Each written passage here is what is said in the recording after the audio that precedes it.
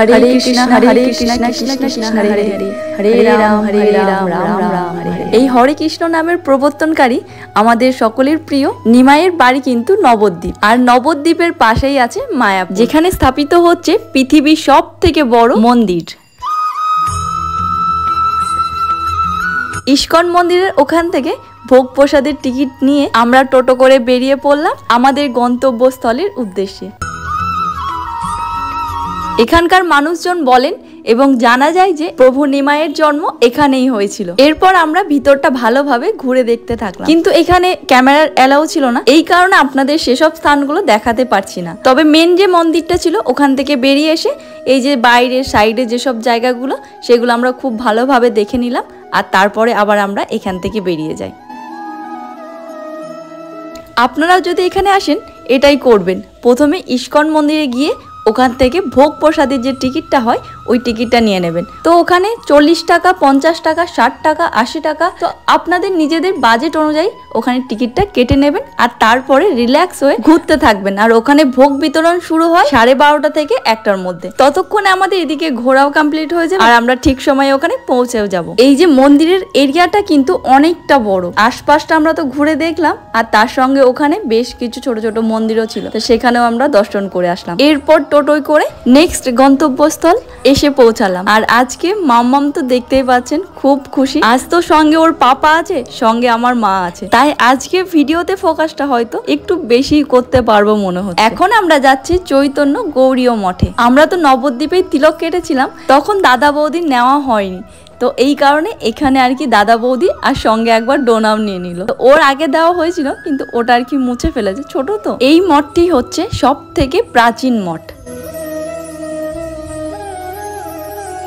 এই জায়গাটা ছিল অপূর্ব সুন্দর। তো এখানে রয়েছে শ্যামকুণ্ড ও রাধাকুণ্ড। এখানে বেশিরভাগ দোকানেই কিন্তু এই যে ঠাকুরের জিনিসপত্র বা ঠাকুরের মূর্তি এইসব বিক্রি হচ্ছে। সবাই মিলে পায়ে পা মিলে এগিয়ে যাচ্ছিলাম, কিন্তু চোখে পড়লো এই দোকানটা। তো এখানে দেখলাম খুব সুন্দর একটা গোপাল রয়েছে, সঙ্গে রাধা কৃষ্ণও আছে।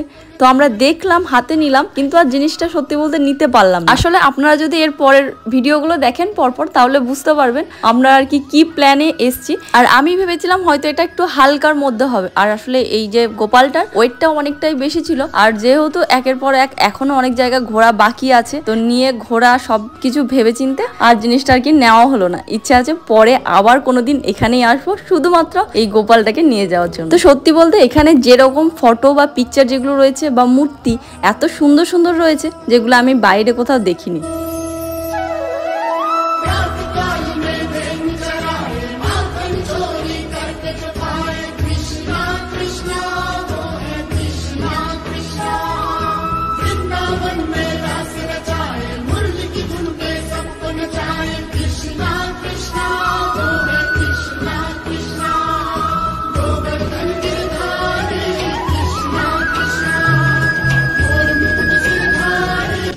এখন আমাদের সামনেই রয়েছে শ্যামকুণ্ড এবং রাধাকুণ্ড।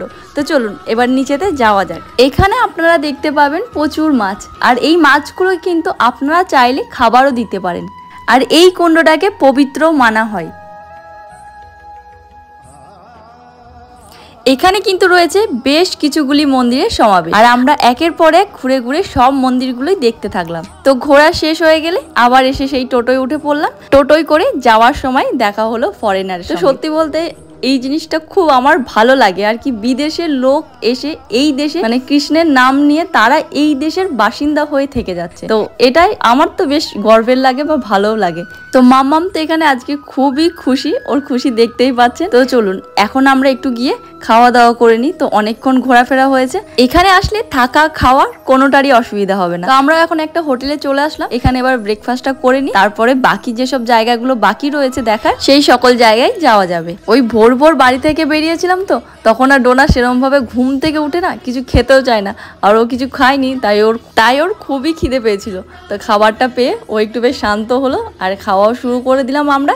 খাওয়া দাওয়া হয়ে যাক, তারপর আবার দেখা হচ্ছে। এখন আমরা চলে আসলাম ইসকন মন্দির। তো চলুন ভিতরে যাওয়া যাক। তো তার আগে মাম্মামের চোখে পড়ে গেছে এই যে এইগুলো। তো এই বাদ্যযন্ত্রটির নাম আমার এই মুহূর্তে মনে পড়ছে না, তো এই একটা কিনে দিলাম। ও বেশ এখন অনেকটা টাইম আছে, তো ওর একটা হাতে খেলার জন্য কিছু লাগতো, তো এটা নিয়ে এখন টুং টুং করে বেশ বাজাচ্ছে। তো চলুন ভিতরে এবার চলে এসেছি আমরা।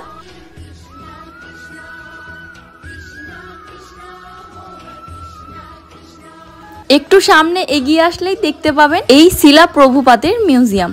তো এর ভিতরে যাওয়ার জন্য অল্প কিছু এন্ট্রি ফি লাগে, এছাড়া আপনারা চাইলে বাইরে থেকেও ঘুরে আসতে পারেন। ভিতরে যাওয়ার আগে কাউন্টারে, এখানেই কাউন্টার রয়েছে পাশেই, সেখানেই ব্যাগ, মোবাইল, জুতো সবকিছু জমা করেই যেতে হবে। ভিতরে ক্যামেরা, ব্যাগ কোনো কিছুই অ্যালাউ নেই। মিউজিয়ামের ভিতরে শিলা প্রভুপাদের জীবনীটা বর্ণনা করা আছে, সেখানে প্রচুর রকমের মূর্তির মাধ্যমে আপনারা দেখতে পাবেন উনি বিদেশে কিভাবে কৃষ্ণ নামের প্রচার করেছেন।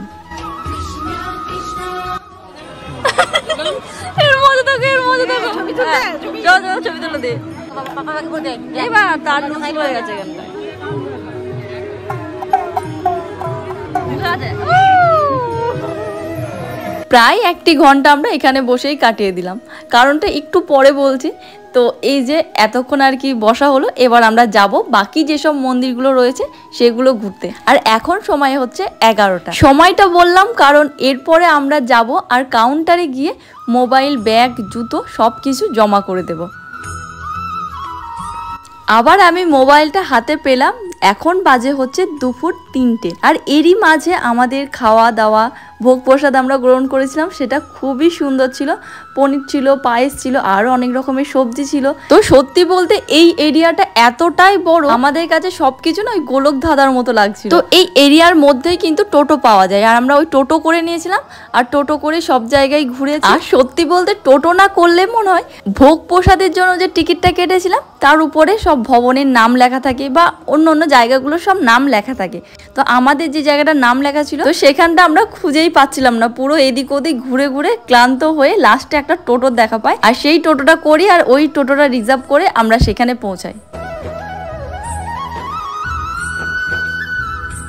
এখন আমরা মন্দির থেকে বেরিয়ে যাচ্ছি, এরপরে টোটোই করে আবার যাব আমরা ঘাটে, আর ওখান থেকে যাব আমরা নবদ্বীপ। তো আগের ভিডিওতে বলেছিলাম যে আমরা এখানে একটু ঠকে গেছি, আপনারা আসলে যেন এরকমটা না হয়। তো আপনাদের জন্য একটু সাবধান করে দিই, এখানে যেসব টোটোগুলো আপনারা ঘোরার জন্য নেবেন, তো ইস্কন মন্দিরের ভিতরের কথা না, কিন্তু এটা হচ্ছে যেসব টোটো করে আমরা প্রথমেই যেরকম টোটো করে আমরা একের পর এক ধামে ঘুরলাম। তো তখন আমরা ওনার সঙ্গে কথা বলেছিলাম, আর উনি বলেছিলেন যে টোটালে 12টা স্পট রয়েছে, তার মধ্যে মেন হচ্ছে 7টা। আমাদের কাছে সেই অনুযায়ী টাকা নিয়েছিলেন, আর উনি বলেছিলেন 12টা স্পটই ঘোরাবেন। কিন্তু তারপরে উনি কথাটা ঘুরিয়ে আমাদেরকে বললেন যে এই তো হয়ে গেছে, মন্দিরের ভিতরেই তো ছিল অনেকগুলো মন্দির, ওগুলোই হচ্ছে সব মিলিয়ে 12টা। কিন্তু তখন আমরা ব্যাপারটাকে অতটা সিরিয়াস ভাবে নিইনি, কিন্তু আমাদের একটু কেমন লাগছিল। তারপরে যখন বাড়ি এসে ভাইয়ের সঙ্গে কথা হয়, তখন ভাই বলে না, তোদের বোকা বানিয়ে দিয়েছে। তো আরো অনেকগুলো স্পট ছিল যেগুলো আমরা মিস করে গেছি। তো আমাদের মতন যেন আপনারাও ঠকে না যান, তো সেই কারণে আজকে এই কথাগুলো বলা। তো এখন আমরা যাব নবদ্বীপে, কিন্তু তার আগে ভাবলাম একটু ডাবের জল খেয়ে শরীরটাকে ঠান্ডা করি। তো এখান থেকে ঘাটে যাওয়ার জন্য আপনারা অনেক বাস পেয়ে যাবেন। এই যে আমরা দাঁড়িয়ে রয়েছি, এটাই হচ্ছে বাস স্ট্যান্ড। তো বাসের জন্য হয়তো একটু অপেক্ষা করতে হতো, কিন্তু আমরা টোটো করে চলে আসি। আর এখন আমরা চলে এসে এখানে দাঁড়িয়ে দাঁড়িয়ে কি খাচ্ছি বলুন তো, এটা হচ্ছে কাঁচা আম মাখা পেয়ে গেলাম অসময়ে, তাই ভাবলাম একটু নিয়ে নিই। ভিডিওটি ভালো লাগলে প্লিজ একটি লাইক করে যাবেন, আর চ্যানেলে যদি প্রথমবার এসে থাকেন তাহলে চ্যানেলটিকে সাবস্ক্রাইব করে রাখবেন, আর ফেসবুক থেকে দেখলে পেজটিকে ফলো করে রাখবেন। ভালো থাকবেন, সুস্থ থাকবেন, সবাইকে ভালো রাখবেন। আজকের মতো আসি, দেখা হচ্ছে খুব শিগগিরই। ভালো থাকবেন, সুস্থ থাকবেন, আর ভিডিওটিকে লাইক, কমেন্ট, শেয়ার করতে একদম ভুলবেন না।